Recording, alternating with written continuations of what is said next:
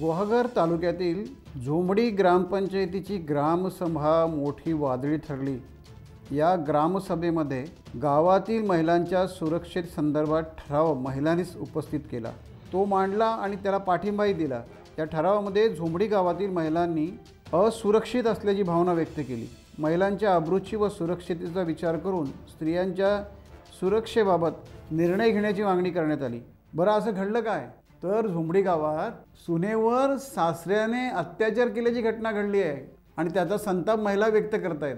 स्वतः सून पोलीस स्थानकापर्यंत जाऊन पोहोचली आणि सासऱ्यावर त्यांनी तक्रार दाखल केली आहे आणि बघता बघता ही चर्चा गावभर पसरली आणि चर्चा गावभर पसरल्यानंतर या घटनेचा इतका बोभाट झाला की ग्रामसभा लोकांना घ्यावी लागली आणि त्या ग्रामसभेमध्ये महिलांनी सुरक्षेचा प्रश्न उपस्थित केला। सासऱ्याने सुनेवर केलेल्या शारीरिक अत्याचाराची ही दुर्दैवी घटना गुहागर तालुक्यातील झोमडी गावात घडली आहे आणि या विषयामुळे झोमडी गाव चर्चेत आलंय। आणि आपले सांगली साहेब भेटले मला, चांगले जो माणूस त्यांनी सर्व सूत्र आले। आम्ही तुमच्या पाठीशी आहे। आज तुमच्या पेपर मध्ये नाव आलं म्हणून तुम्हाला भेटायला आलो मी। नाही बाबा, आम्ही अशा गोष्टीत कधीच कोणाला म्हणजे तुम्हाला माहिती होतं काय? घरातल्या घरात या लोकांनी मिटवलं, मग तुम्हाला माहिती नाही नव्हतं माहिती। मुलीत पण का नाही सांगितलं? घरातल्या घरात त्यांनी मिटवलं। आणि कसं होतं, आपली मुलगी आहे तर आपण थोडं समजूतपणा घेतला मी, बरोबर आहे, पण हा इतिहास तुमचा समजून घेण्याचा नाहीये। पण आता घाण्याचा विषय आहे। आपली मुलगी आपण एक चान्स दिला त्यांना, मान्य आहे मला, आणि मुलगी लहान आहे होती। बरोबर आहे, बरोबर आहे। मी बघितलं, मला फार वाईट वाटलं तिचा, केवढी मुलगी ती आणि काय इतिहास आहे तिने, तो काहीच इतिहास आपल्या बहीण दूध आहे ना, भांड दूध आपल्या घरी पण नंदांच्या कानावर ती प्रत्येक गोष्ट टाकायची, ती दाबायची आतल्या।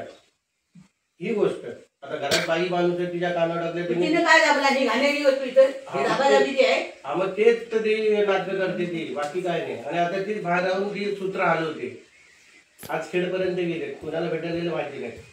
ती गेले तिलाच टाका पहिल्यांदा आतमध्ये ना तुम्ही, तिला धरू दे कोणाची आहे ना म्हणून आपण घाण्याच्या विषयाला तिला पोटातल्या या घाणेरड्या प्रवृत्ती जेवढी माणसं आहेत ना, त्याला बाईची इज्जत नाही, त्या लोकांना सगळ्यांना हद्दपार करा। आपण मुख्यमंत्र्यापर्यंत प्रस्ताव पाठवणार आहे।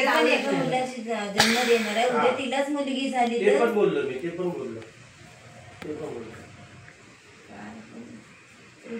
आणि घमंड एवढे ना, आम्ही पैसे टाकून पण सोडू, 5 लाख लागू दे, 10 लाख टाकू, एवढा माझा याला। हा काय विषय? हा विषय आहे। हो, ते ती बोलती मुलगी त्यांची सगळ्यांसमोर बोलते। इथं दुकान आहे,